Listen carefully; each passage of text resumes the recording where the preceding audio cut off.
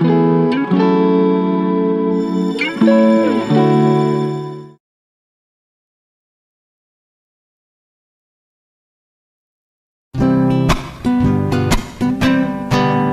formiguinha corta a folha e carrega. Quando uma deixa, a outra leva. A formiguinha corta a folha e carrega. Quando uma deixa, a outra leva.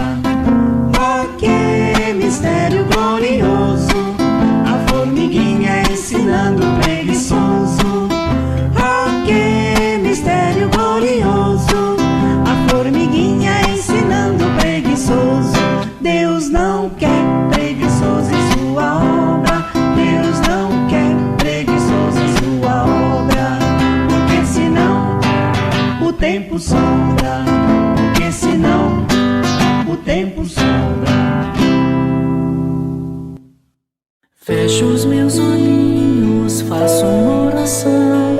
Este é meu jeitinho de falar com Deus, com o coraçãozinho cheio de gratidão.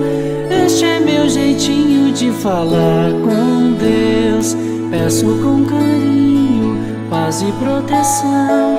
Este é meu jeitinho de falar com Deus. Lembro do irmãozinho em dor e aflição. Este é meu jeitinho de falar com Deus.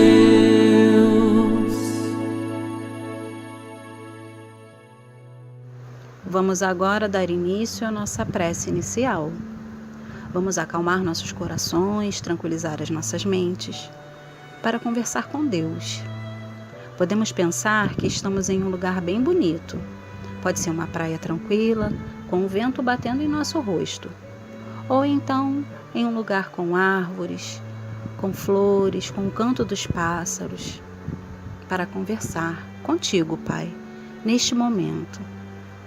Lhe agradecemos imensamente pela oportunidade do estudo, por podermos estar reunidos em seu nome, Pai, a fim de nos tornarmos pessoas melhores, não só para nós, mas para lidar com todos aqueles que conosco convivem.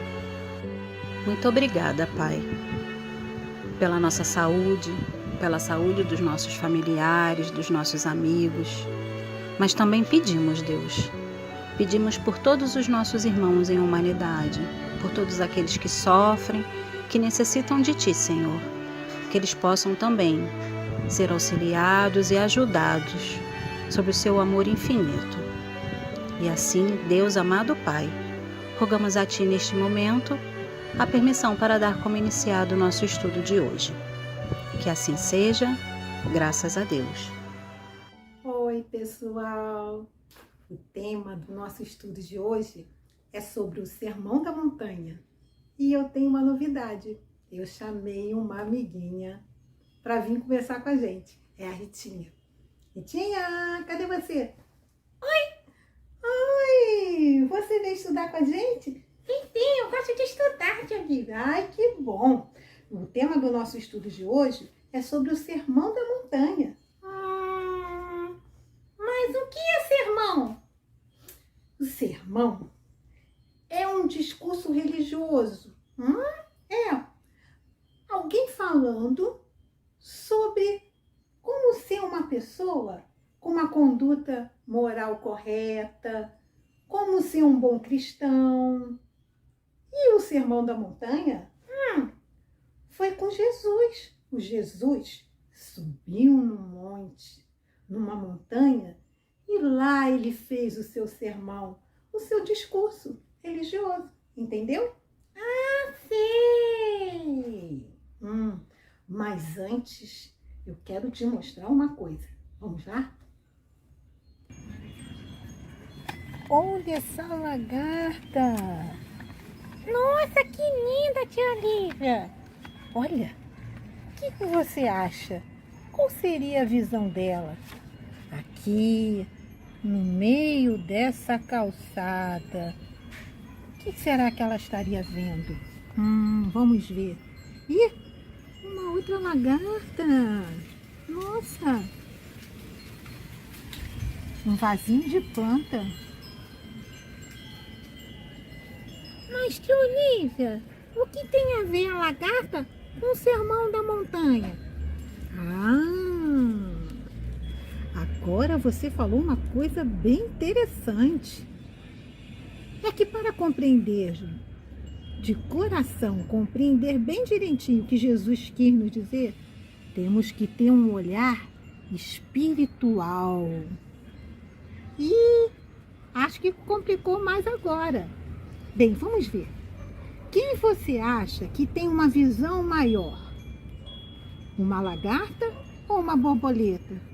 Porque essa lagarta, ela vai virar uma borboleta. Agora, ela está caminhando, rastejando pelo chão. Olha só. Vamos ver se ela vai andar. Olha. Ela se rasteja pelo chão. E aí, quando ela se transformar numa lagarta, ela vai... Lagarta não, quando ela se transformar numa borboleta, ela vai ter uma visão maior, bem maior, bem maior. E vai descobrir várias coisas que ela não estava vendo. Entendeu isso? Temos que ter um olhar espiritual. Temos que ter uma visão de borboleta. Mas o que ele falou que eu não posso entender, tia Olívia? Por exemplo, Jesus falou: bem-aventurados os aflitos e os que sofrem, porque eles serão consolados. A gente tendo uma visão de lagarta, não tendo uma visão espiritual, parece assim que soa mal, né? Parece que Jesus quer que a gente sofra. Bem-aventurados os aflitos, os sofredores. Mas se nós tivermos uma visão espiritual, como por exemplo, quando a gente perde um ente querido, a gente fica muito triste, não fica? Mas a gente tendo uma visão mais ampla, uma visão espiritual, nós vamos entender que a morte não existe. O que morre é o corpo material e o espírito é imortal. Assim a gente tem uma compreensão espiritual e a gente tem um consolo. Quer ver uma outra frase também que ele falou? Ele falou assim, ó: que bem-aventurado os pobres de espírito.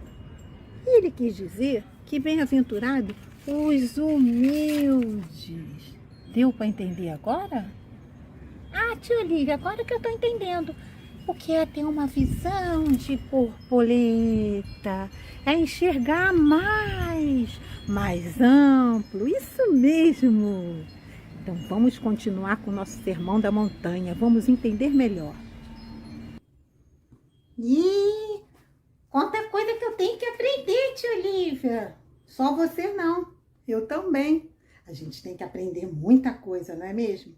É mesmo! Então, agora, você sabe o que é uma pessoa bem-aventurada?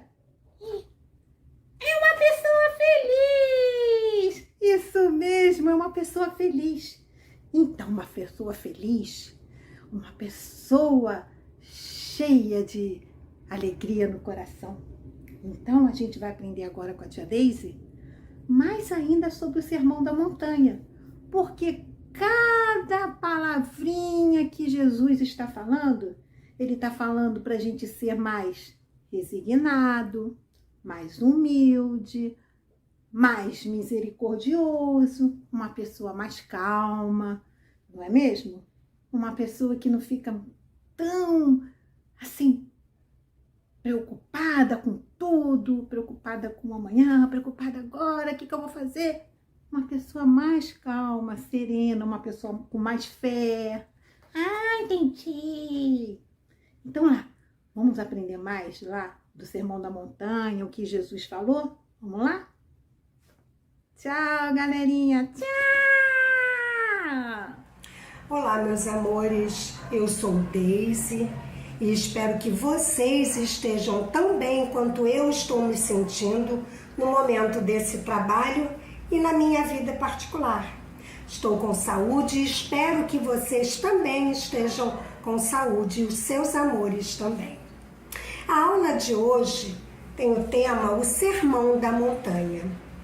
Então vamos lá? Mais um aprendizado? No Sermão da Montanha, Jesus nos mostra a base moral de sua doutrina, através de vários temas que todos nós temos que ter para evoluir. Neste lindo sermão, Jesus nos apresenta as chamadas bem-aventuranças. E sabem por que são chamadas assim? Porque Jesus iniciou cada frase, cada ensinamento com bem-aventurados. Essas bem-aventuranças proferidas por ele são em relação às qualidades, às virtudes que todos nós temos que ter, que desenvolver ao longo de nossa encarnação. Aliás, de muitas das nossas encarnações, né? Para alcançarmos a verdadeira felicidade. Então, vamos ver quais são esses ensinamentos? Vamos lá? Vou começar contando uma historinha para vocês, muito especial. Um acontecimento, e como eu já falei anteriormente, chama-se o Sermão da Montanha. Um dia, Jesus parou numa planície acompanhado de seus discípulos e de grande multidão que tinha vindo da Judéia, de Jerusalém, das aldeias da beira do lago e das cidades de Tiro e de Sidônia. Essa multidão viera para ouvi-lo e para que lhe curasse as enfermidades. Jesus, vendo que todos queriam tocá-lo, subiu no monte e, com um gesto, mandou que todos se acomodassem. E foi aí que ele pronunciou o Sermão da Montanha, repositório de maravilhosos ensinamentos. Prestem bastante atenção que vou repeti-lo para vocês. Jesus, correndo os olhos por aquele povo para falar-lhe das bem-aventuranças, ele ensinava assim: Bem-aventurados os pobres de espírito, pois deles é o reino dos céus. A palavra bem-aventurados, sabe o que significa, queridos? Significa felizes. Porém, a expressão pobres de espírito, Jesus estava se referindo aos humildes de coração. Jesus também disse outra bem-aventurança: Bem-aventurados os que choram, porque eles serão consolados. Os sofrimentos, nós sabemos que são consequências dos erros passados, praticados em outras vidas, em outras existências. Sendo assim, as lágrimas lavam as manchas da consciência e purificam o espírito. Jesus também disse: Bem-aventurados os mansos, porque eles herderão a terra. Ele quis dizer que um dia a justiça divina será feita e a violência será banida da face de nosso planeta. Bem-aventurados os que têm fome e sede de justiça, porque eles serão fartos. A justiça da terra é falha, infelizmente, né?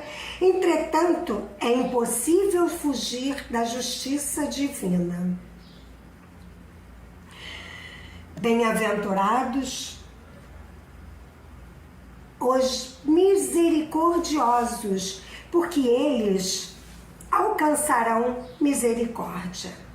Ser misericordioso é sentir o coração pulsar de piedade para com os irmãos carentes que estão sofrendo misérias materiais e misérias espirituais. Bem-aventurados os limpos de coração, porque eles verão a Deus. Ser limpo de coração é não dar abrigo a paixões inferiores, a pensamentos inferiores, tais como ódio, inveja, maledicência, orgulho, o egoísmo. Jesus também disse mais uma bem-aventurança. Bem-aventurados os pacificadores, porque eles serão chamados filhos de Deus. Pacificador é aquele que, além de pacífico, trabalha, age em favor da paz. E a 8ª e última bem-aventurança, pois ele nos trouxe 8 bem-aventuranças, 8 diretrizes para a nossa vida. Bem-aventurados os que sofrem perseguição por causa da justiça, porque deles é o reino de Deus, é o reino dos céus. Jesus torna dignos da recompensa divina os homens esclarecidos e de boa vontade, que sofrem perseguições e lutam para que a justiça reine em todos os setores das atividades humanas. Olha que legal, vocês não acham? Bom, Jesus, com todos os seus ensinamentos, queria nos alertar para muitas coisas, né? Foi uma das mais lindas lições, maravilhosos ensinamentos de nosso mestre, transbordando amor, esperança, felicidade e libertação para a humanidade. Sabe quais foram essas lições? A que acabamos de falar ainda há pouco. Foi o Sermão da Montanha. É o sermão mais conhecido e foi proferido, sabe aonde? Na encosta de um monte, como eu falei logo no início. A montanha da qual essas palavras soaram, talvez as mais importantes de toda a era do Novo Testamento até os dias de hoje, é como um anfiteatro natural sobre o lago Genezaré, onde o som de uma voz humana se espalha pelo ar e pode-se ouvir ao longe. Olha que legal, não é? Anfiteatro é uma sala ou espaço. Eu procurei no Google para informar melhor. Anfiteatro é uma sala ou espaço ao ar livre ou não. Jesus estava ao ar livre, de forma circular, oval, semicircular, com arquibancadas, lugar para sentar, e o palco, estrado ou arena, para encenações teatrais, aulas, palestras, os ensinos que Jesus nos trazia, não é? E foi ali que o nosso querido mestre nos deixou essas maravilhas, essas 8 bem-aventuranças.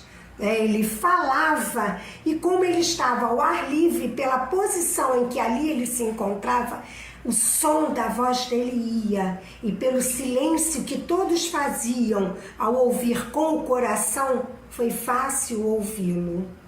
Ao proferir o Sermão da Montanha, Jesus nos tranquilizou no tocante à nossa destinação espiritual, que é a vida futura, uma vez que nas entrelinhas das suas palavras se nota claramente que após um estágio de aflição surge uma consolação. Após uma tempestade surge o tempo calmo. Após uma noite de trevas, o sol passará a brilhar. A cada trecho do Sermão da Montanha, sentimos em nossas almas extasiarem-se, adquirindo o potencial necessário para nós vencermos os obstáculos da vida. As 8 bem-aventuranças ou beatitudes que constituem o início do Sermão da Montanha emanaram da plenitude do Espírito de nosso Mestre e foram proferidas após uma noite inteira de comunhão com Deus, como diz o evangelista. Bom, agora Vocês vão ficar com a atividade. Ok? Beijos, até semana que vem. A atividade de hoje. Como está o seu coraçãozinho? Há muitas crianças assistindo a evangelização pelo YouTube e fazendo suas atividades de casa. Vejam essas imagens. São de crianças que assistiram um estudo sobre as bem-aventuranças, assim como vocês que estão assistindo o GEAL hoje. Vejam só que eles fizeram representações das emoções que os corações deles carregam quando eles ouvem esse estudo, como é que eles se sentem. E a nossa atividade de hoje vai começar por aí mesmo. A primeira parte da atividade é desenhar um coração, mas a gente vai fazer assim. A gente pode pegar uma folha branca, dobrar ao meio, desenhar a metade do coração, cortar, abrir e colorir. Como eu gosto muito de coisas coloridas, eu usei aqui um rosa, o azul, o verde e o lilás. O que vocês acham? Meu coração tá bonito? Façam vocês aí em casa também. Peçam ajuda para o papai e para a mamãe. Peçam ajuda principalmente para a segunda parte, porque nós vamos usar um copo de vidro ou outra coisa circular que você tem aí em casa. Pode ser uma tampinha de garrafa, pode ser um pote desses aqui, olha, onde eu guardo os meus lápis, que é um pote de metal. Pede ajuda para o papai e para a mamãe para desenhar 8 círculos. Porque a gente estudou 8 bem-aventuranças, não foi? Então, a gente vai representar cada uma com um emoji, com uma carinha daquelas que tem no Facebook, para relacionar uma bem-aventurança com uma emoção. Você pode escolher a sua. Eu vou mostrar para você algumas reflexões que eu fiz e como é que eu escolhi cada uma das minhas. Vamos lá? Bem-aventurados os pobres de espírito, porque deles é o reino dos céus. Os pobres de espírito são aqueles simples e acolhedores, aqueles que nos fazem sentir acolhidos, amados, que demonstram bem-querer sem medo de se ferir. Por isso, eu escolhi esse emoji de beijinho para representar, como alguém que quando você chega te faz um carinho, te faz sorrir, te faz sentir bem. O que você acha? Bem-aventurados os mansos. E alguns dizem também, bem-aventurados os mansos e pacíficos, porque eles possuirão a terra. Ah, esses são tão legais. Eu escolhi para eles essa carinha sorridente, porque os mansos e pacíficos são aqueles que fazem a gente se sentir em paz e mais calmos. Sabe quando as pessoas estão brigando, discutindo, e chega alguém e coloca a ordem e diz assim, calma, vamos tentar resolver juntos. Espera aí, não precisa gritar, vem conversar comigo.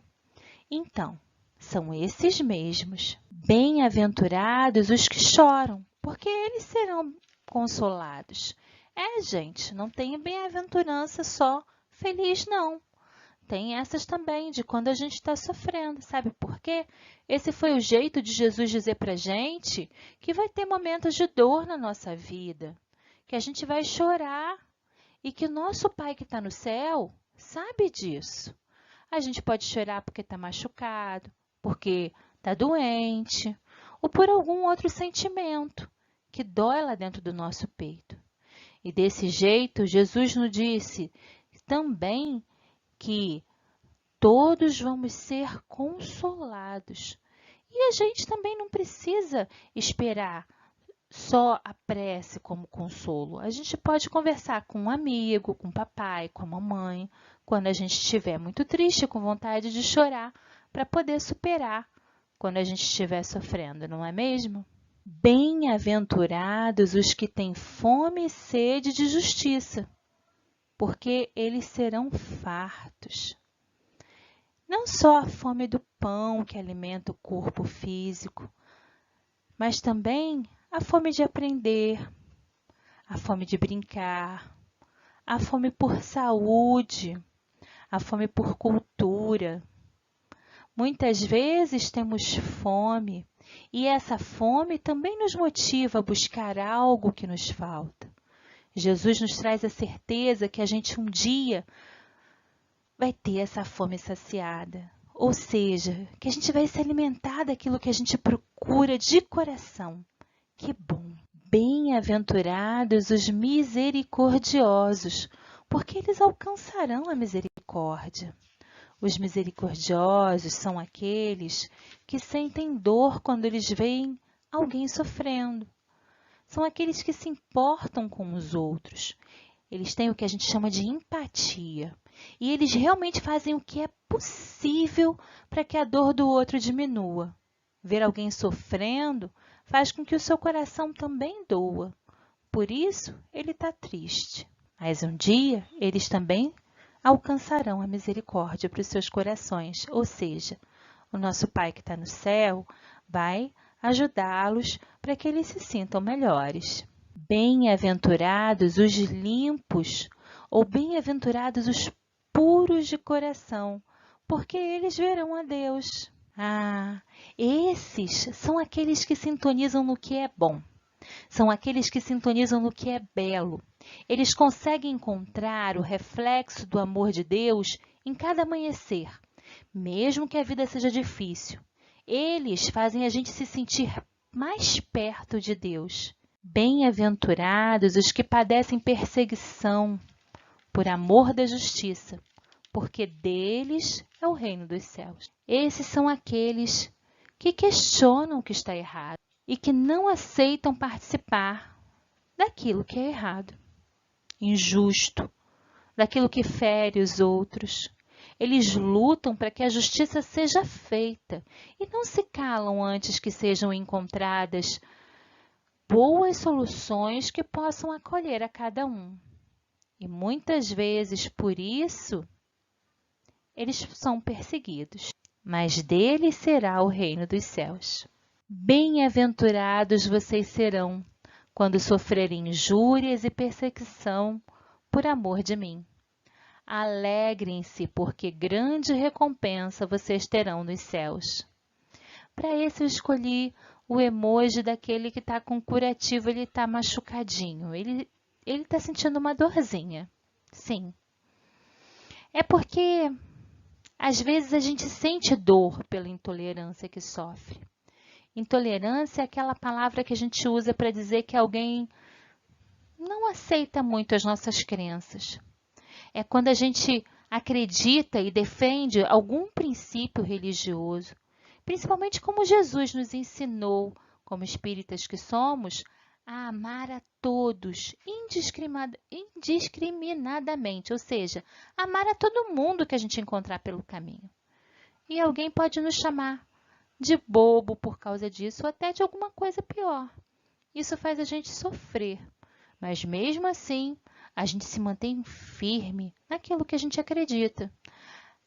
Assim aconteceu com muitos discípulos e muitos seguidores de Jesus, por amor a Ele. Muitos se feriram, mas conseguiram também ser consolados. Depois de desenhar cada um desses emojis, eu colori para eles ficarem bem bonitinhos. O que você acha? Ficou bom assim? Tô doida para ver o seu. Você fez também? Aí eu escolhi o emoji que eu gosto mais e coloquei no meu coração para enfeitar. Então, o meu coração bem-aventurado ficou com o emoji dos puros de espírito, porque é assim que o pessoal da evangelização se sente quando a gente sintoniza no bem, quando a gente sintoniza com os nossos evangelizandos e quando a gente sabe que tem gente participando aí do outro lado. Vocês são muito, muito importantes para a gente. Por isso mesmo que a gente queria dedicar esse estudo para cada evangelizando que faz o nosso coração sintonizar com esses sentimentos tão bons. E especialmente a gente queria dedicar para os filhotes da Tamara e do Jean, o Heitor, o Estevão, o Leon, o Ícaro e o Apolo, que estão sempre por aqui, dando uma força no GEAL, fazendo as atividades, respondendo as perguntas, mandando foto. Garotada, muito obrigada. O retorno de vocês é sempre muito importante. E se tiver mais alguém assistindo aí que queira deixar uma mensagem pra gente, oi, tô aqui, pode contar que a gente vai mandar mais beijinhos para vocês, tá bom? Fiquem com Deus e vamos à nossa prece. Chegamos ao final de mais um encontro, onde aprendemos juntos os ensinamentos de Jesus. Só temos a agradecer a Deus, a Jesus e a essa espiritualidade por essa oportunidade. Agradecer por essas vibrações que recebemos e que tanto nos ajuda a enfrentar os nossos desafios de cada dia. Obrigado, Senhor, por todas as graças que foram enviadas nesse momento em que estamos em comunhão convosco. Que aprendemos a amar e que esse amor possa nos modificar para sermos a cada dia uma pessoa melhor. E assim, te pedimos que nos abençoe hoje e sempre, graças a Deus.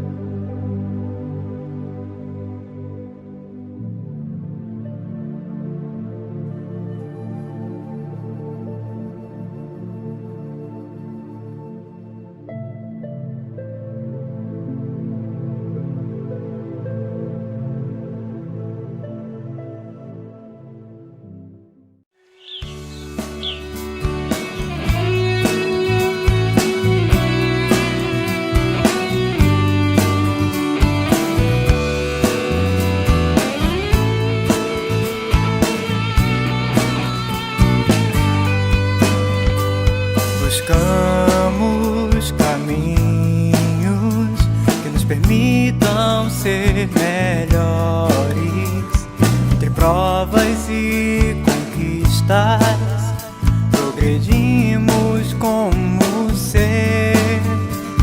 Em cada circunstância aprendemos novas lições. O saber nos faz compreender e a ação nos faz crescer. Vamos praticar o amor que o Mestre nos ensinou. Não precisa ser uma grande ação, mas tem que vir do coração. Vamos praticar o amor que o Mestre nos ensinou. Não precisa ser uma grande ação, mas tem que vir do coração. Dar o abraço em alguém, ouvir com atenção, faz bem a mim e a você também.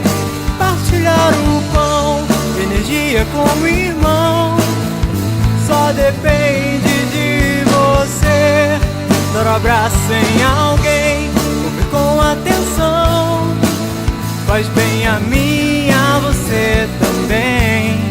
Partilhar o pão, energia com o irmão, só depende de você. Ver como um cristão,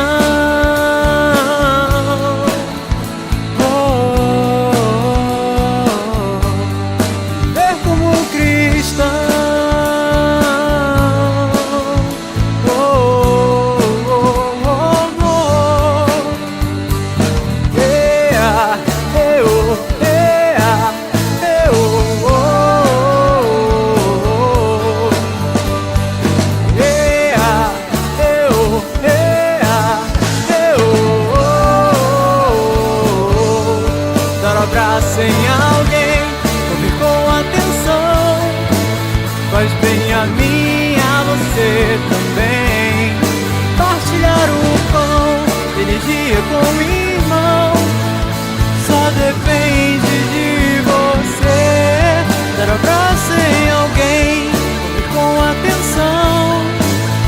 faz bem a mim, a você também. Partilhar o pão, energia com o irmão, só depende de você. Ver como cristão.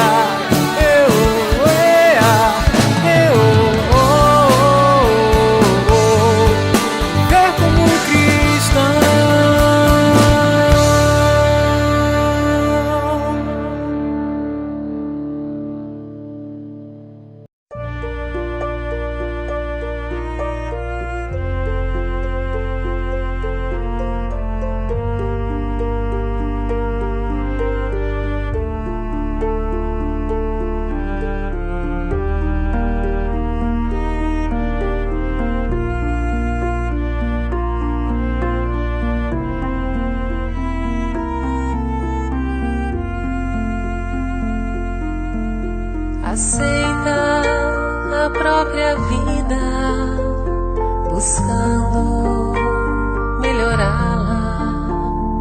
Abraça os que te cercam, doando-lhes auxílio. Se a aprovação chegou, acata-lhes os ensinos.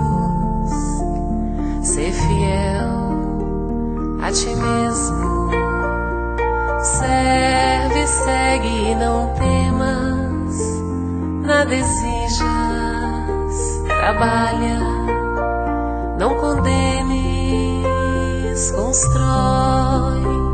Se te aceitas como és, Deus te fará feliz.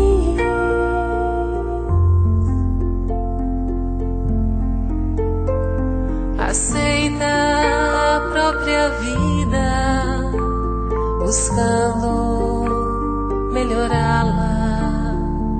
Abraça os que te cercam, doando-lhes auxílio.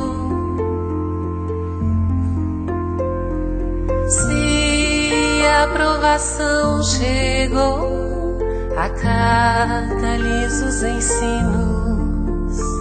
Ser fiel a ti mesmo, serve, segue e não temas, nada exijas, trabalha, não condenes, constrói. Se te aceitas como és, Deus te fará feliz, muito feliz.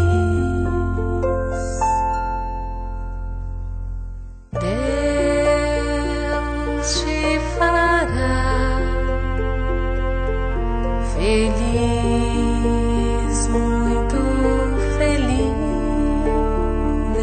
Dependerá somente de ti, amar e servir, cantar e sorrir. Então aceita tua vida, segue em paz teu caminho. Agora será contigo buscar a alegria e andar sorrindo. Aceita.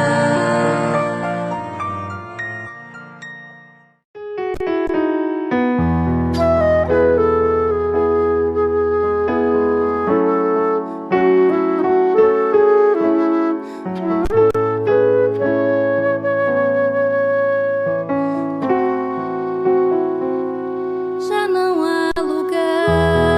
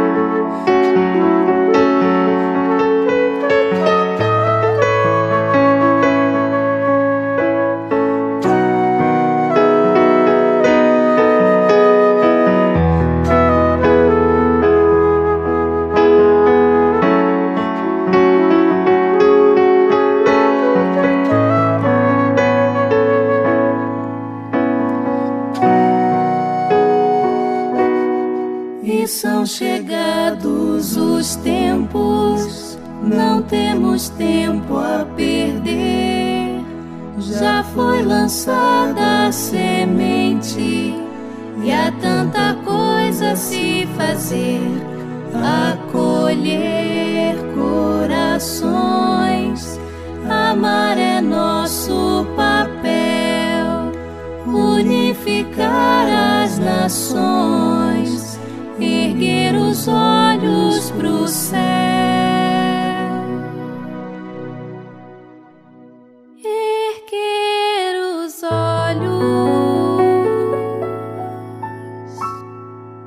para o céu.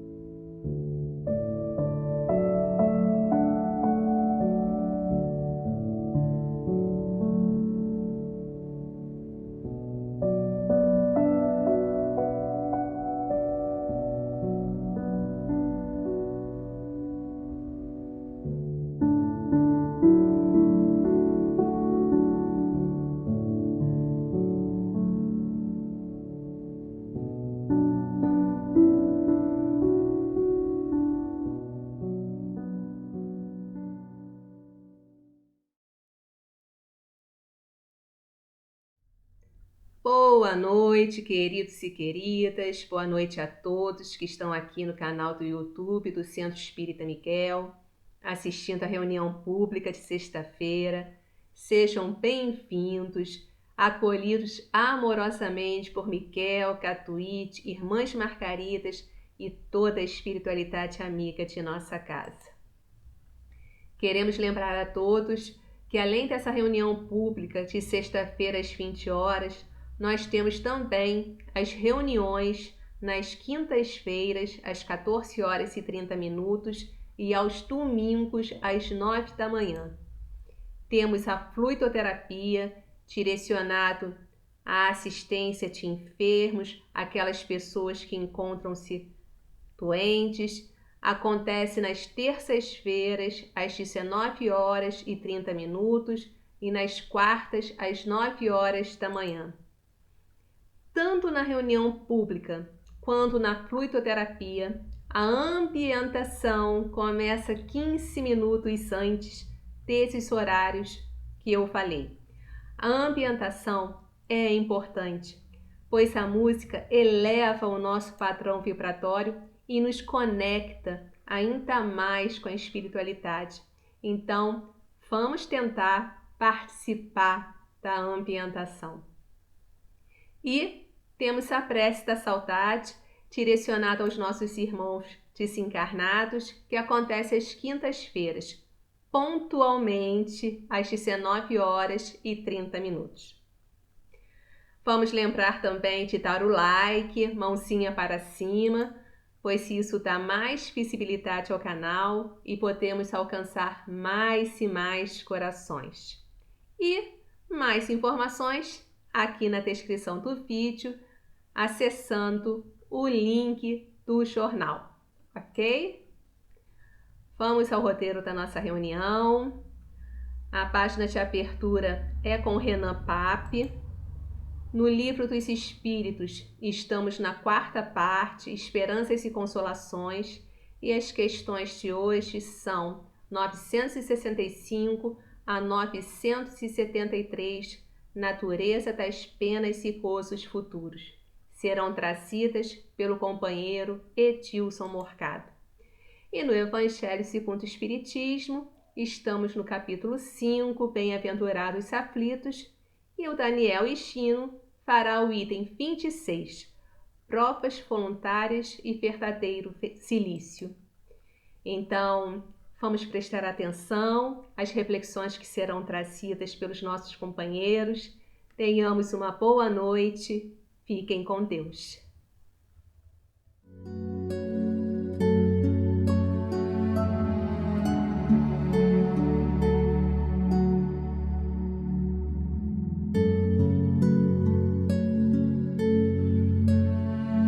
Do livro Opinião Espírita, de Francisco Cândido Xavier e Valdo Vieira, pelo Espírito Emmanuel.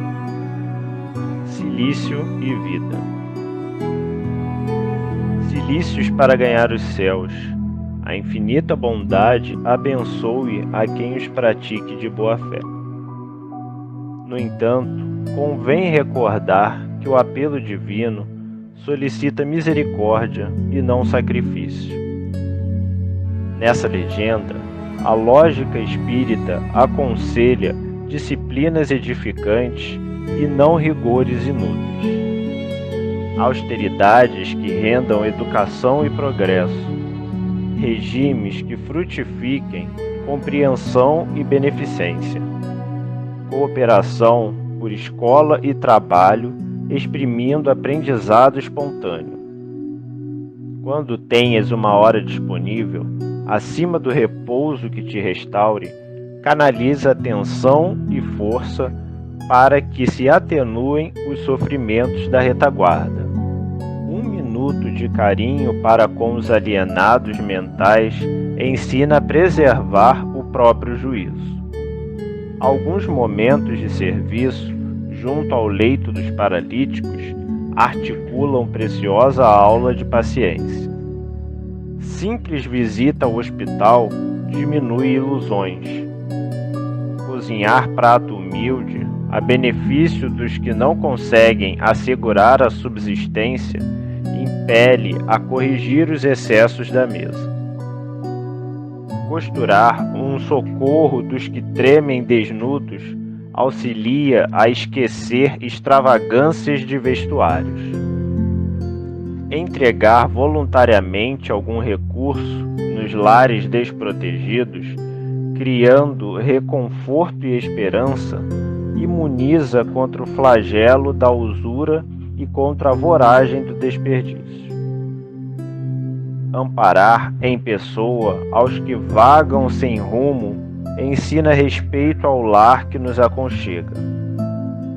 Silícios para conquistar os talentos celestes. Façamos aqueles que se transfigurem nas obras de fraternidade e elevação por melhorarem a vida, melhorando a nós mesmos. Não ignoramos que tanto o planeta terrestre quanto as criaturas que o povoam jazem vivos em pleno céu. Entretanto, jamais contemplaremos a luz divina no céu que nos circunda sem acendê-la dentro de nós.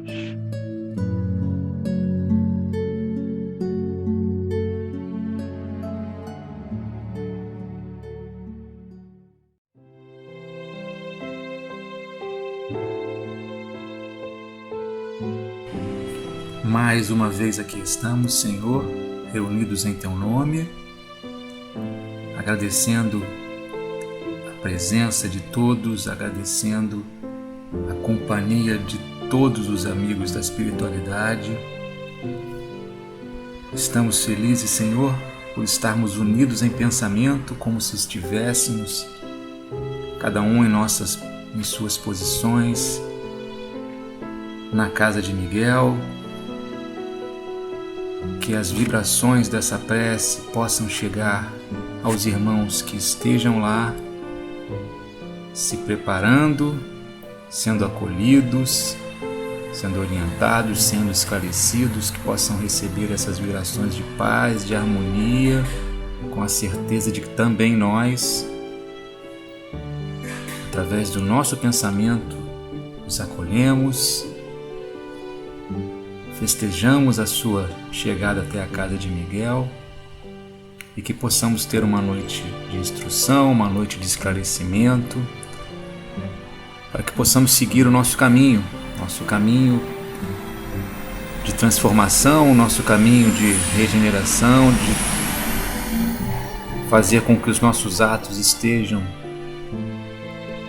dentro do que estudamos no Evangelho, que possamos nos irmanar, que possamos amar uns aos outros como nos amar uns aos outros, como Jesus nos ensinou, no sentido pleno da palavra, entendendo que somos filhos de um Pai só, e de que somente através do amor e da caridade sairemos da situação em que nos encontramos. Agradecemos, Senhor, mais uma vez e te pedimos permissão para iniciar a reunião de estudo da noite de hoje. Graças a Deus, que assim seja.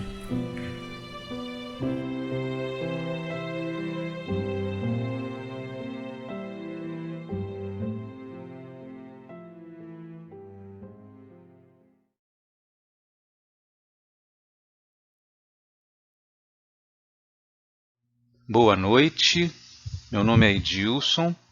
Vamos dar continuidade ao estudo do Livro dos Espíritos. Estamos no livro 4º ou 4ª parte, que fala das esperanças e consolações. Para quem quiser acompanhar, é o capítulo 2 da 4ª parte.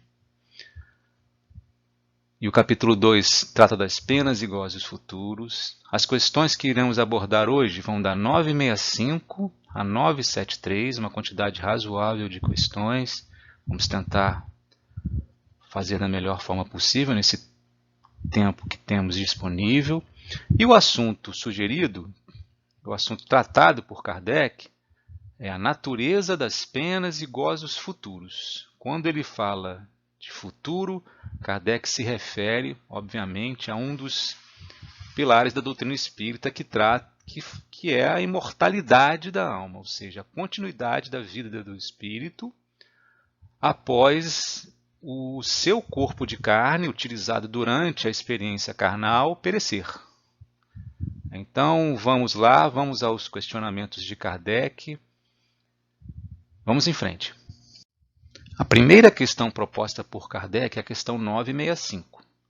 E ela diz o seguinte: as penas e os gozos da alma após a morte têm alguma coisa de material, têm alguma influência da matéria após a perda do corpo de carne, após o desencarne?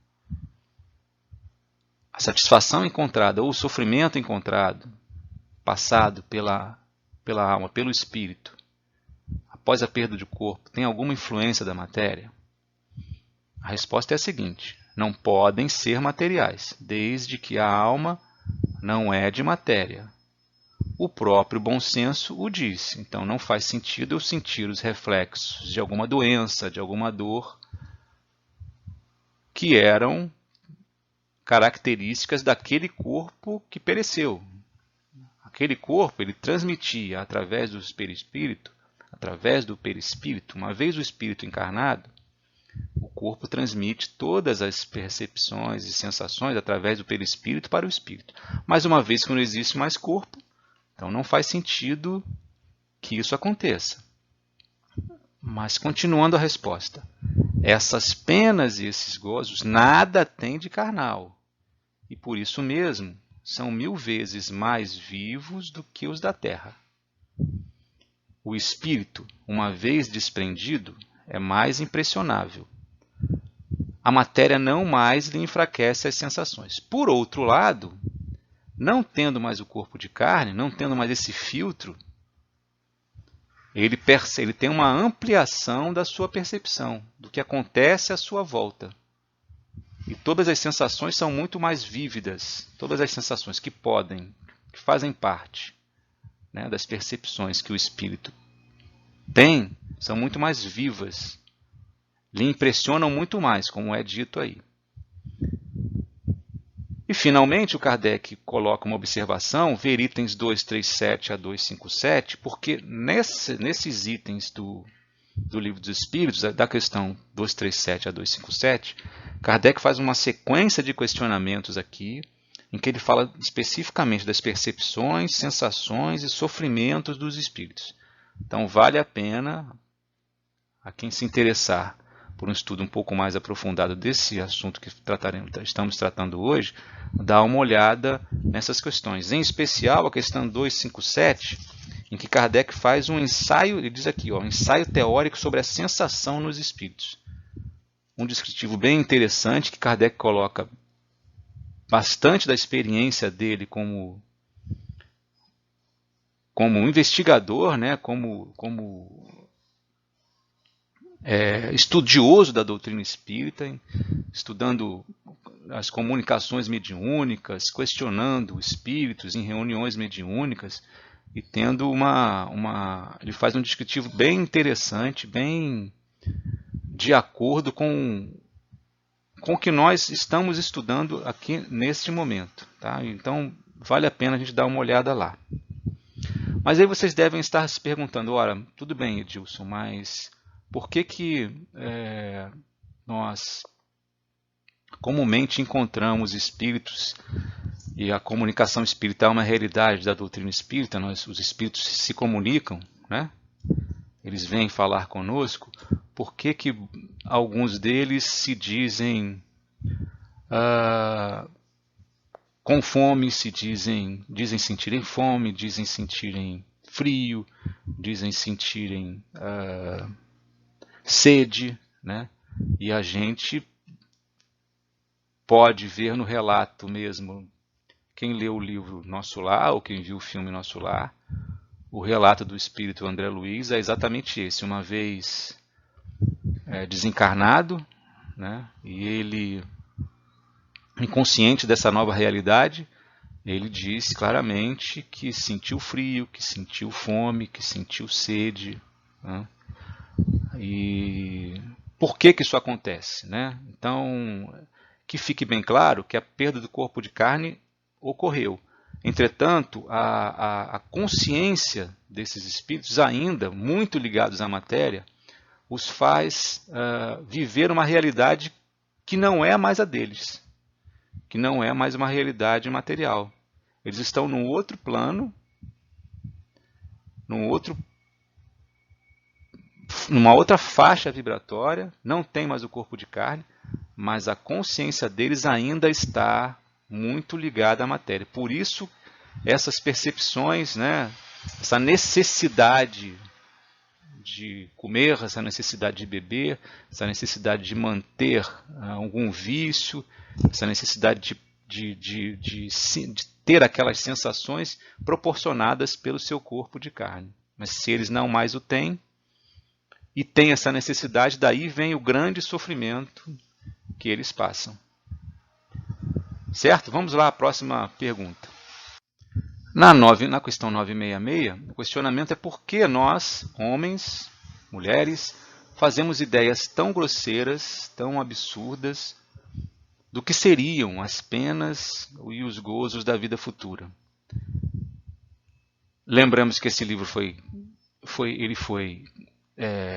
escrito há 150 anos atrás, né? E aquela época, o Espiritismo ainda era incipiente.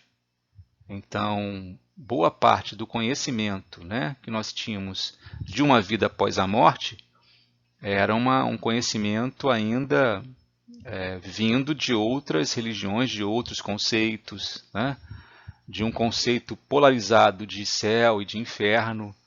E uma vez você tendo a oportunidade de estar no céu, você vivia uma vida contemplativa. Estando no inferno, era uma vida fadada ao sofrimento eterno. Então, eram sempre ideias muito potencializadas, né? Muito fora da realidade espiritual que nós conhecemos hoje através, por exemplo, do estudo da doutrina espírita e do conhecimento que os espíritos nos trazem.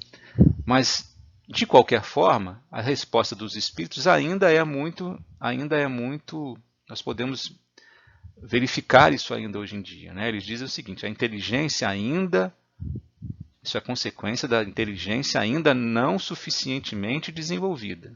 E quando você não desenvolve a inteligência, você não tem capacidade de discernir de uma forma adequada, de ter o conhecimento adequado, e você infere algumas coisas, você imagina algumas coisas que nem sempre são a realidade.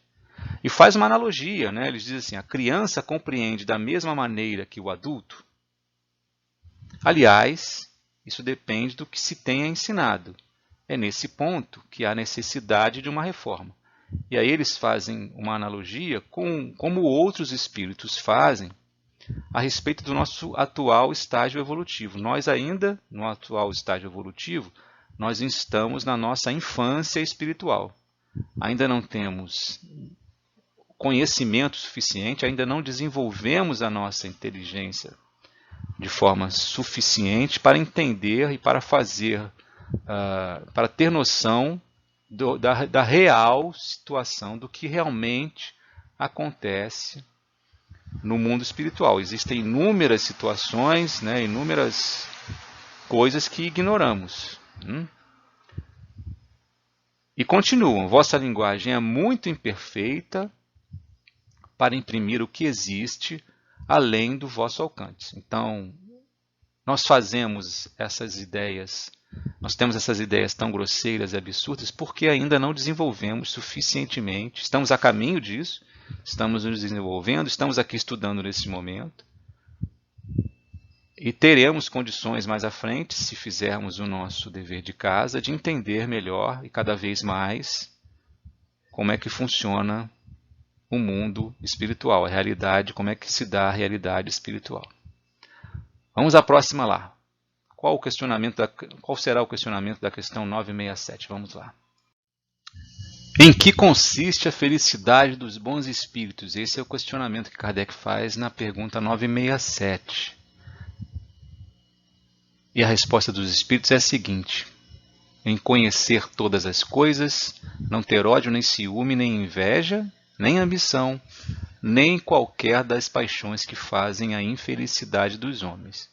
Então, a satisfação dos bons espíritos é em se aprimorar, em viver o Evangelho, em cultivar sentimentos bons, cultivar a fraternidade, a caridade, o amor ao próximo, em se elevar moralmente, em se elevar intelectualmente, em desejar estar num patamar superior, não para se colocar acima dos outros e não por inveja de ninguém, mas pela possibilidade de que cada vez mais elevado moralmente e intelectualmente, mais oportunidades de trabalho serão oferecidas para eles e maior a capacidade, né, de auxiliar nas obras de Deus.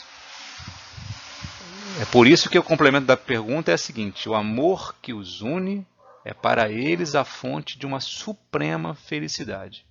Esse trabalho em conjunto, esse trabalho de amor, é para eles uma suprema felicidade. Não experimentam nem as necessidades, nem os sofrimentos, nem as angústias da vida material, porque já estão libertos dessa necessidade, já conseguiram se libertar das necessidades materiais, coisas que nós ainda não fizemos. Ainda temos nós aqui encarnados num planeta de provas e expiações, ainda temos muitos vícios, ainda temos muitas necessidades, ainda damos valor às coisas materiais. Certo? Então a felicidade dos espíritos bons é fazer o bem, é se aprimorar, é se desenvolver cada vez mais, é aprender cada vez mais para ser o mais útil possível na obra de Deus. Já na questão 969, Kardec questiona os espíritos com relação ao que se deve entender quando se diz que os espíritos puros, aqueles espíritos que, segundo a classificação, segundo aquela escala espírita, né, proposta por Kardec, que didaticamente ele tenta nos explicar, ele faz uma escala gradativa em que classifica ali os espíritos de maior ou menor elevação moral e intelectual, e os espíritos puros estão no topo dessa classificação. Quando se diz que espíritos puros estão reunidos no seio de Deus e ocupados em lhe cantar louvores, o que nós devemos entender sobre isso? E aí nós podemos, né, nos voltar para a questão 966, em que o nosso entendimento, na época de Kardec, na época que foi escrito esse livro, né, há cerca de 150 anos atrás, um pouco mais, tínhamos a impressão de que uma vez alcançado o grau, né, de angelitude, estaríamos num local paradisíaco, contemplando a paisagem sem nenhuma ocupação a não ser adorar a Deus naquele momento ali, sem mais ações, né? E a resposta dos espíritos vem ao encontro do que nós já entendemos, nós que estudamos a doutrina espírita, entendemos um pouco melhor hoje.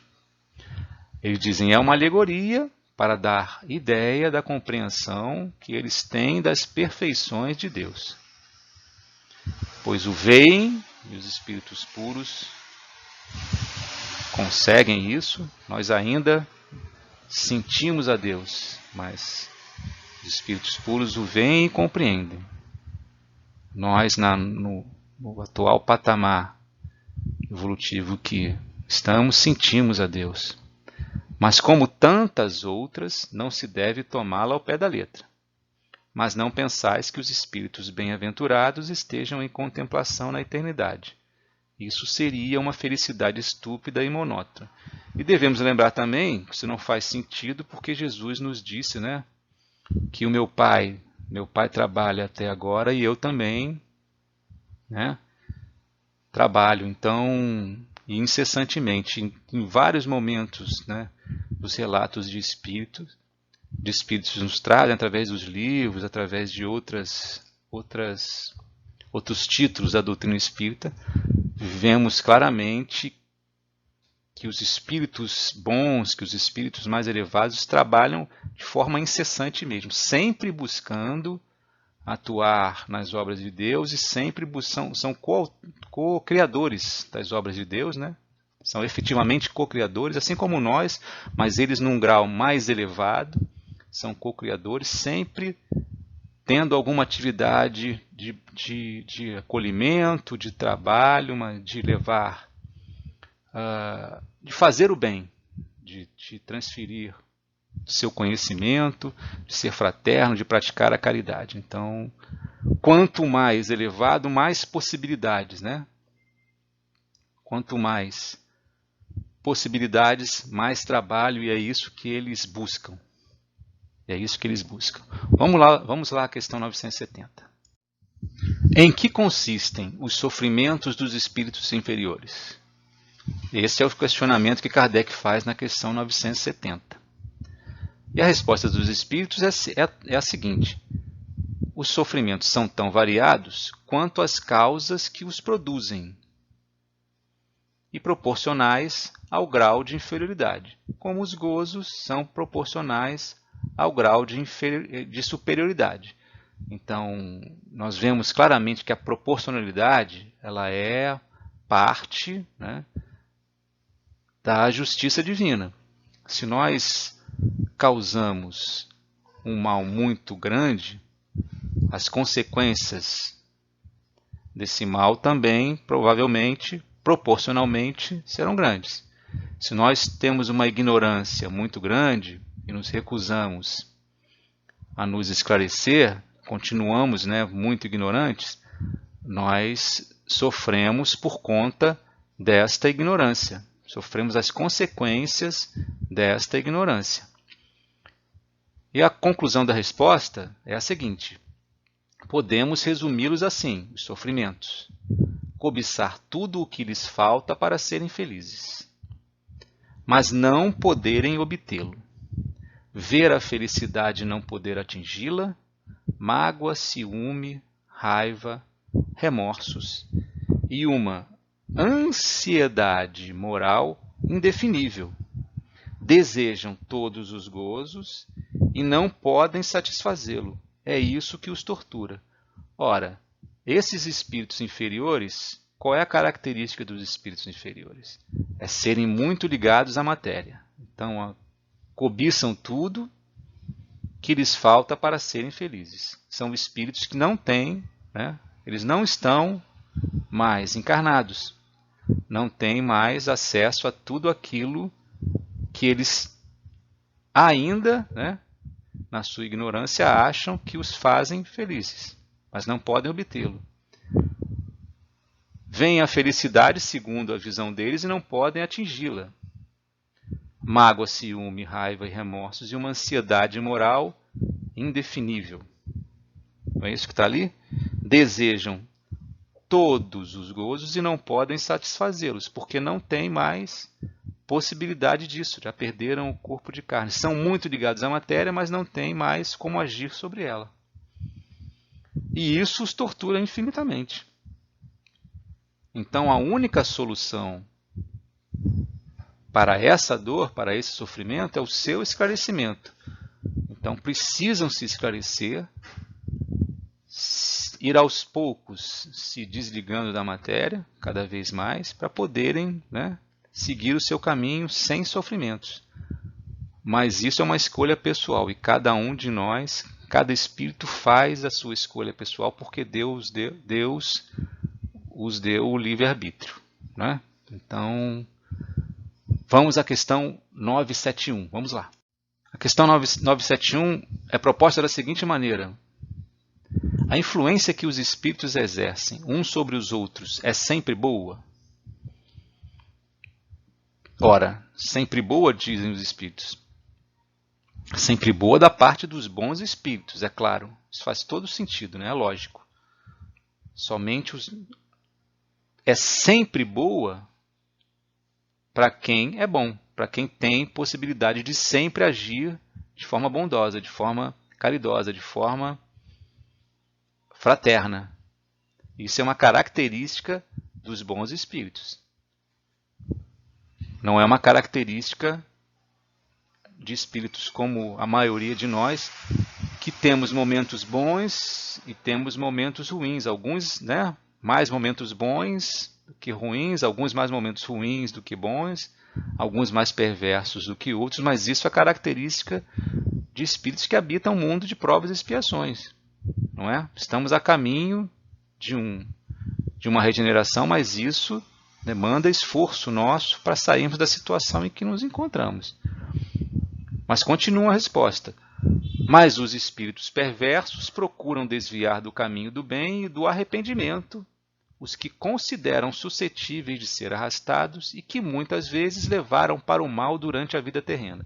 Então, na resposta dos espíritos está claramente uma polarização. Eles colocam os espíritos bons e, de outra parte, colocam os espíritos perversos, que por uma necessidade, né, deles, procuram desviar do caminho outros espíritos que eles avaliam ser facilmente, né, ser suscetível de ser arrastado, ou seja mais fácil de ser convencidos a manter-se naquela situação em que ainda se satisfazem através do vício, né? Tem a necessidade de se satisfazerem através do vício, ou seja, de qualquer vício que tenham adquirido, né? Seja ele através da bebida, do fumo, de algum produto químico, seja lá qual for, da maledicência, qualquer um, né? Qualquer mal que eles se comprazem naquilo. Então, os espíritos perversos procuram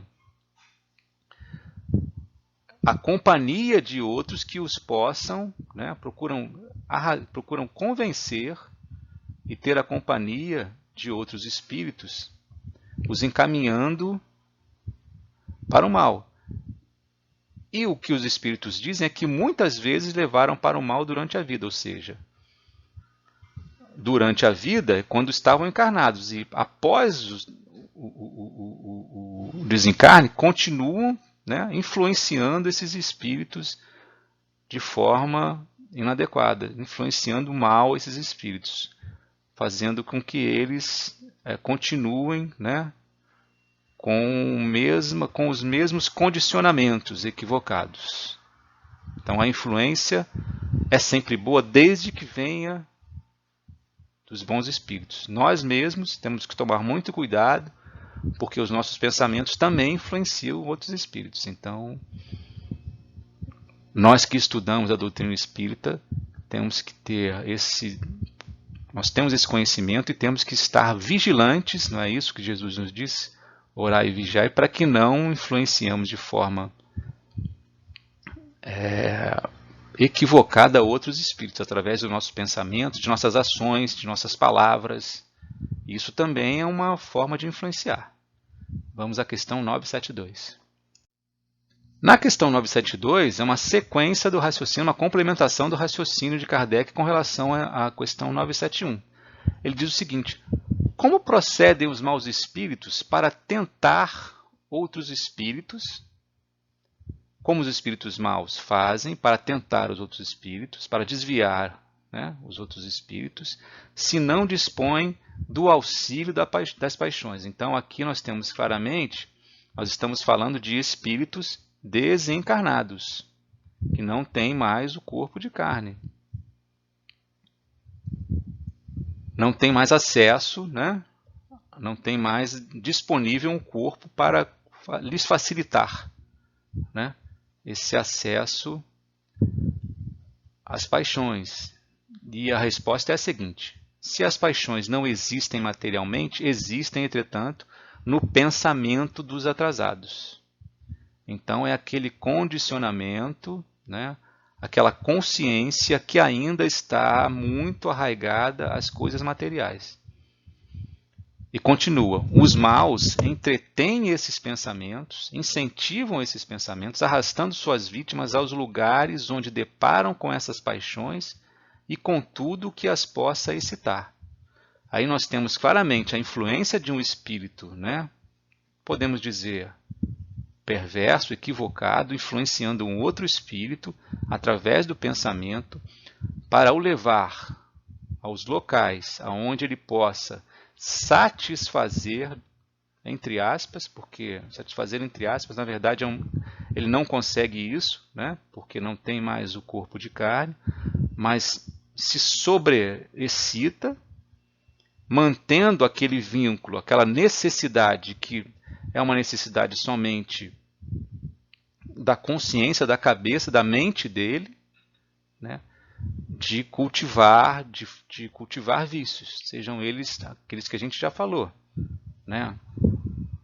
Que excitem os sentidos de alguma forma, que os façam tentar sentir, né, as mesmas sensações que tinham quando tinham um corpo de carne, mas isso não acontece, né? Então, isso a gente quem estuda algumas literaturas da doutrina espírita sabe que isso acontece muito frequentemente. Daí a necessidade do esclarecimento, né, dos espíritos com relação a isso. E um dos objetivos nas reuniões de corrente fraterna é exatamente esse, né, esclarecer os espíritos da sua condição na espiritualidade para que eles saiam desse ciclo, desse loop, né, desse ciclo vicioso de estarem sempre em busca de alguma coisa que não vão conseguir, porque já cessou a sua experiência carnal, né, naquele momento. Agora não é mais uma experiência com o corpo de carne. Vamos à pergunta 973 e finalizar o estudo, que já passou bastante tempo. Diz a questão 973, quais são os maiores sentimentos que os maus espíritos podem suportar? E mais uma vez os espíritos vêm dizer que não há uma descrição possível das torturas morais que constituem a punição de certos crimes. Os próprios espíritos que as sofrem teriam dificuldade em vos dar uma ideia. Nosso vocabulário ainda não nos permite entender de forma plena a gravidade, o grau de sofrimento desses espíritos. Até porque cada um sente de uma maneira. Então cada um interpretaria de uma maneira. Mas seguramente, dizem os espíritos, a mais horrível é o pensamento de serem condenados para sempre. E esse pensamento de serem condenados para sempre, com certeza, vem de espíritos que ignoram a bondade e a misericórdia infinita de Deus. Ignoram isso. Para eles, Deus não é um Deus misericordioso e Pai de todos nós. É um Deus vingativo que, sabendo que eles também têm essa consciência dentro deles, que cometeram alguns erros e erros graves, e por conta desses erros graves, eles entendem que foram condenados ao sofrimento eterno, o que não é uma verdade. Eles são responsáveis, hoje sabemos, são responsáveis por suas atitudes e pelas consequências geradas pelos seus atos, mas não estão fadados ao sofrimento eterno. Terão a sua oportunidade, de se recuperar, e é isso que eu acho que eles têm que buscar.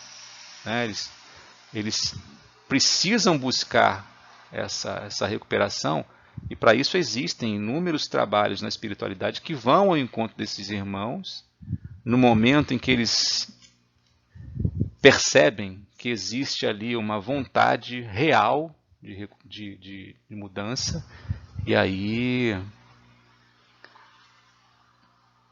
acolhem esses irmãos. Um trabalho muito, mas muito bonito, que é feito na espiritualidade. Acho que é isso, meus irmãos. Um grande abraço, espero ter sido claro o suficiente. E fiquem com Deus, fiquem em paz. Até a próxima.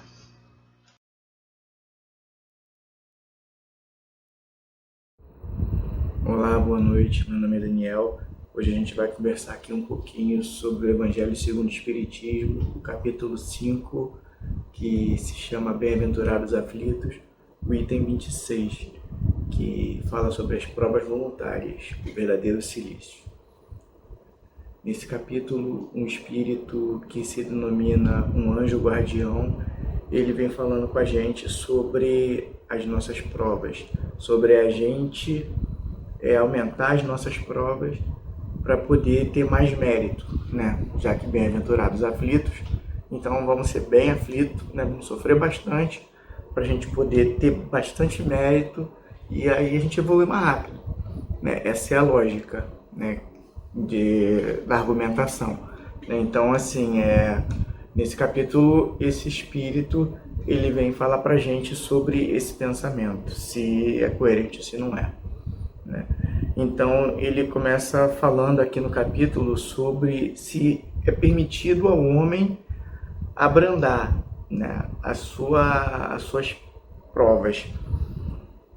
Então, assim, se eu estou sofrendo se eu estou passando por uma provação, eu tenho o direito de tentar amenizar esse sofrimento, né, essa dificuldade, né? E ele diz que sim, que isso é lícito, né, que a gente tem todo o direito, assim como quando a gente está doente, a gente tem o direito de procurar um médico, né? Então, quando a gente está passando por uma prova, né, a gente também tem todo esse direito de tentar achar um caminho, né, para poder a gente resolver aquela situação, aquela questão, e não ficar pensando, eu estou tentando burlar a lei de Deus, eu estou tentando amenizar um sofrimento meu.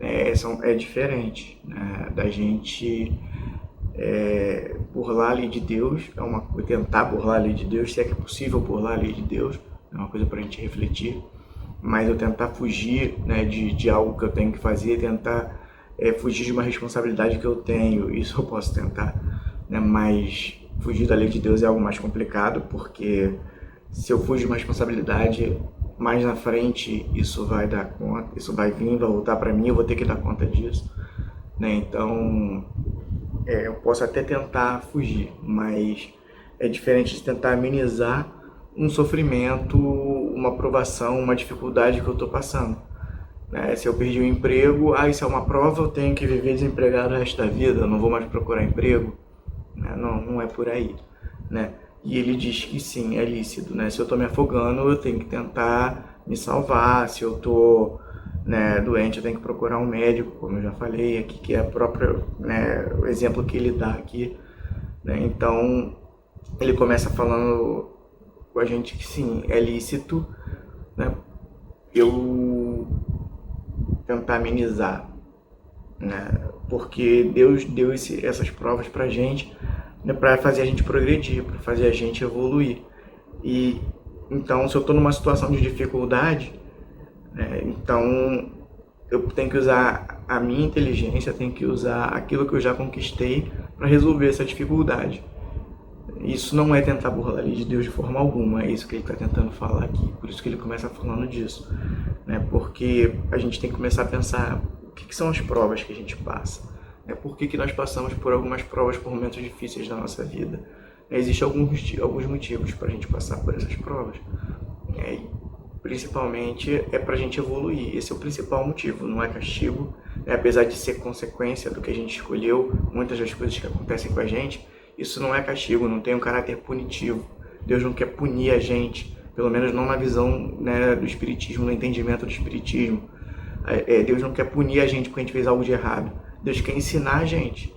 E como tudo que a gente faz, a gente tem responsabilidade, existe uma consequência, então pode demorar uma vida, 2 ou mais, pode demorar, né, alguns dias, algumas horas, ou alguns séculos, milênios, mas alguma hora o que a gente fez, a gente tem que dar conta disso, a gente tem que arcar com as consequências do que a gente fez. Isso é a lei de causa e efeito. Então, as nossas provas muitas vezes vêm disso, mas sempre com uma intenção, que é a intenção de educar a gente, de fazer a gente compreender aquilo que a gente fez de errado, de fazer a gente também olhar um pouco, se colocar no lugar do outro, porque a gente também erra, né? Porque a gente comparar o que a gente está sofrendo com o que a gente fez o outro sofrer. Então é sempre um caráter pedagógico, não simplesmente punir por punir, né? Então, quando a gente está passando por uma prova, a gente tem que aprender com aquilo. Essa é a maior intenção de Deus, que a gente aprenda, e aprendendo a gente está evoluindo, a gente está conquistando, né, virtudes. Enquanto a gente aprende, enquanto a gente passa por essas provas, a gente está aumentando a nossa fé, aumentando a nossa humildade, né? A gente está trabalhando, né, essas virtudes. E por isso que Deus permite que a gente aprenda por provas, né? Por provas que muitas vezes são resgates, são expiações. E algumas vezes, né, a gente está fazendo tudo certinho, está indo pelo caminho bom, já resgatou, mas aparece uma dificuldade e aí a gente pensa, será que alguma coisa que eu fiz em outra vida? Não, nem sempre. Às vezes é algo que eu tenho apenas que me provar que eu já conquistei determinada virtude, então eu sou colocado numa situação de dificuldade condizente com aquilo que eu já posso fazer, né? não é muito facinho, né, para poder eu realmente provar que eu já conquistei aquilo, me provar, né? E também não é mais do que eu posso suportar. Então aí é que vem, né, que a gente entra aqui na questão.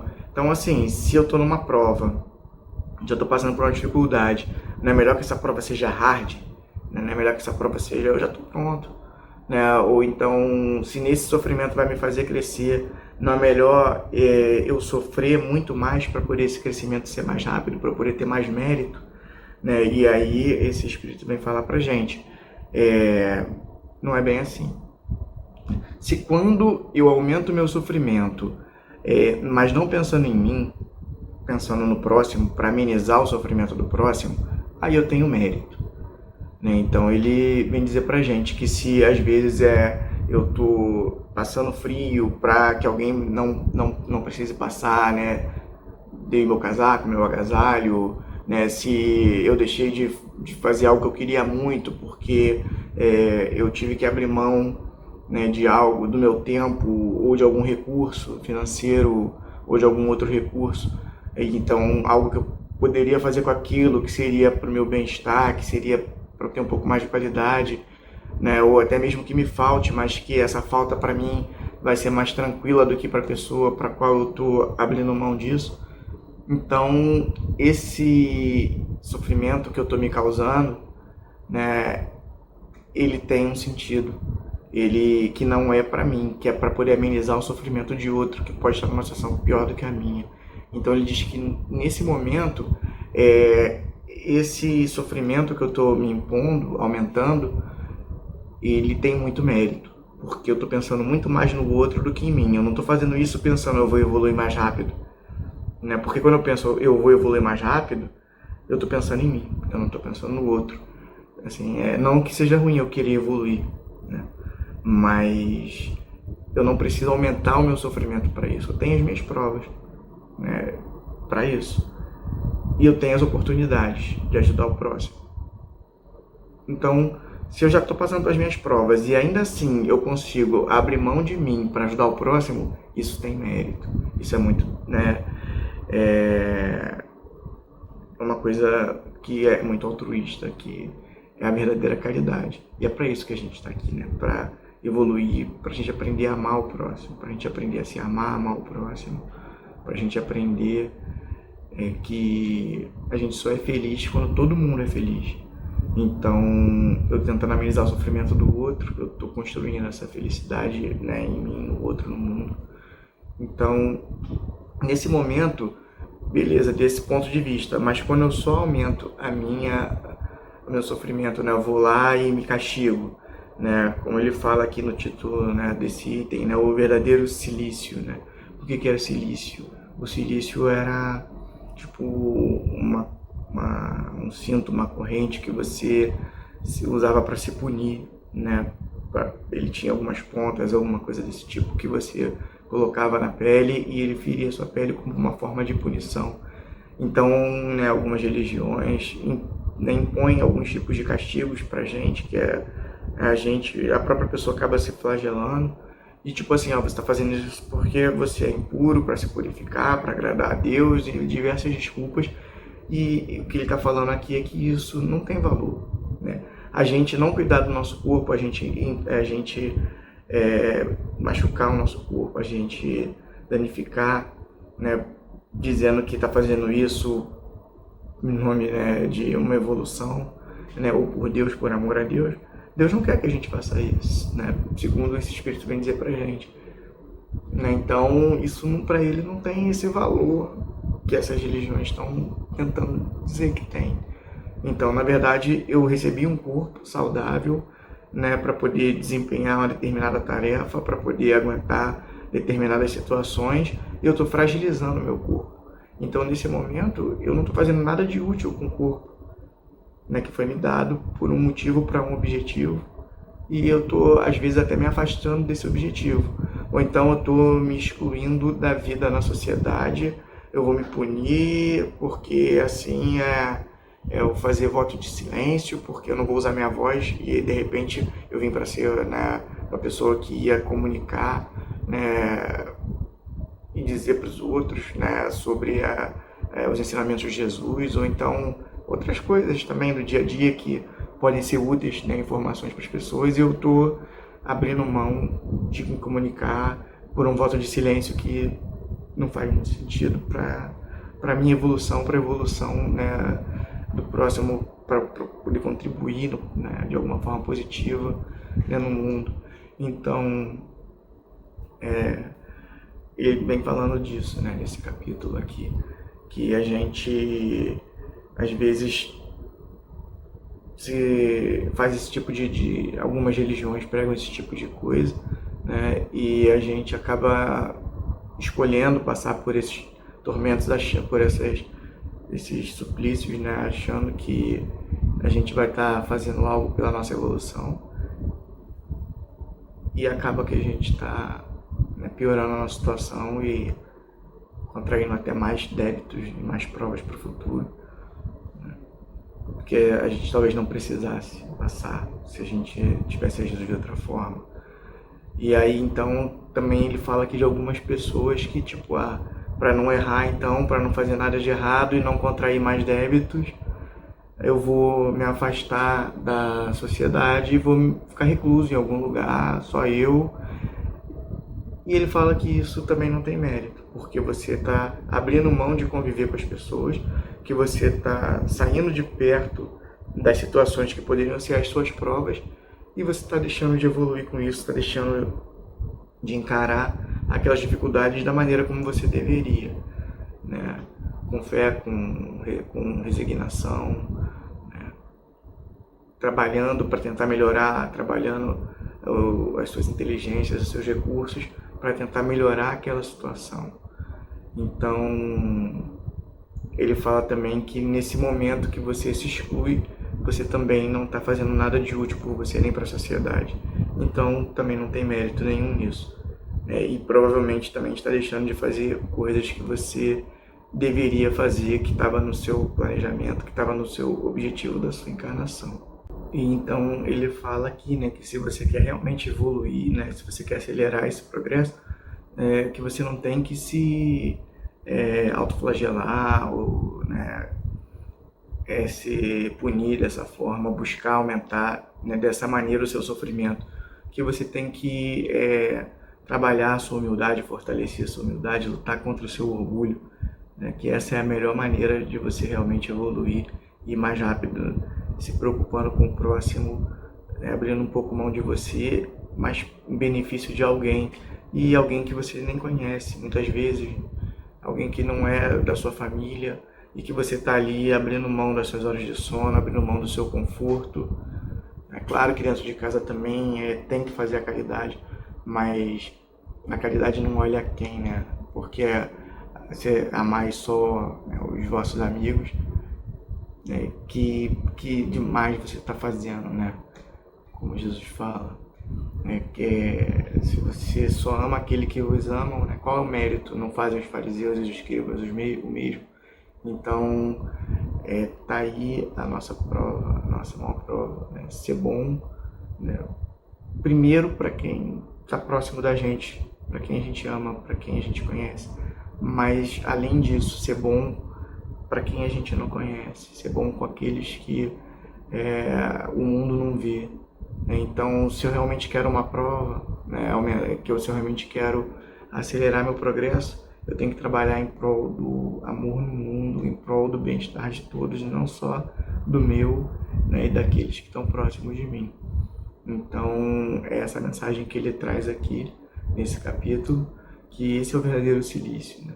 Você amar o próximo, e não só o próximo que está tão próximo, né? Amar aqueles que você não tem um contato direto, uma relação de laço consanguíneo, de familiaridade, né?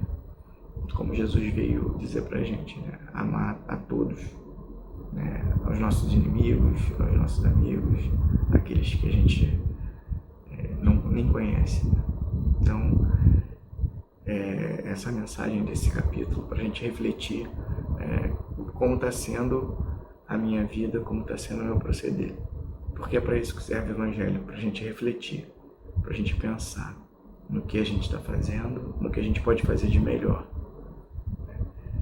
Não vai ser talvez do dia para a noite que eu vou mudar, que eu vou me tornar a pessoa que mais pratica a caridade no mundo, mas é passo a passo, né? E tudo começa pela reflexão, tudo começa pelo pensamento de que eu preciso, né, realmente fazer algo a mais, mudar. Se eu já dei um passo, eu preciso dar o segundo. Se eu já caminhei um pouco, eu preciso caminhar um pouco mais, enquanto eu posso. Né? Então, cada um sabe a sua velocidade, cada um sabe aonde está, né, e aonde quer chegar. A gente também tem que ter isso, né, em mente.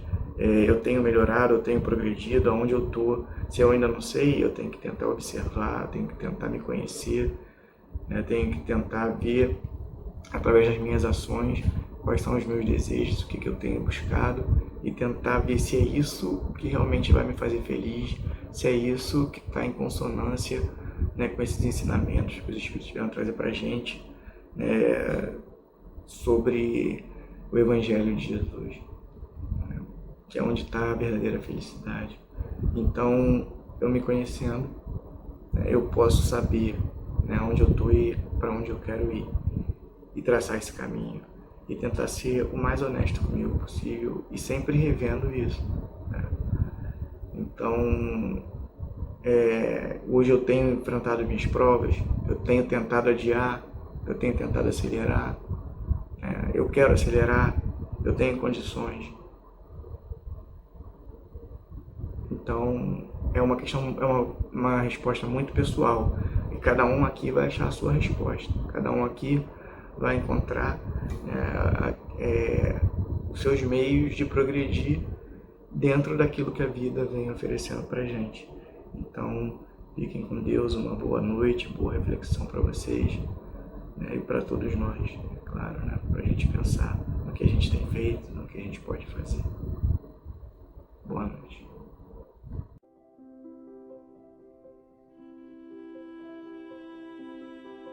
Vamos então fechar os nossos olhos, vamos pensar em Jesus, nosso amigo e mestre.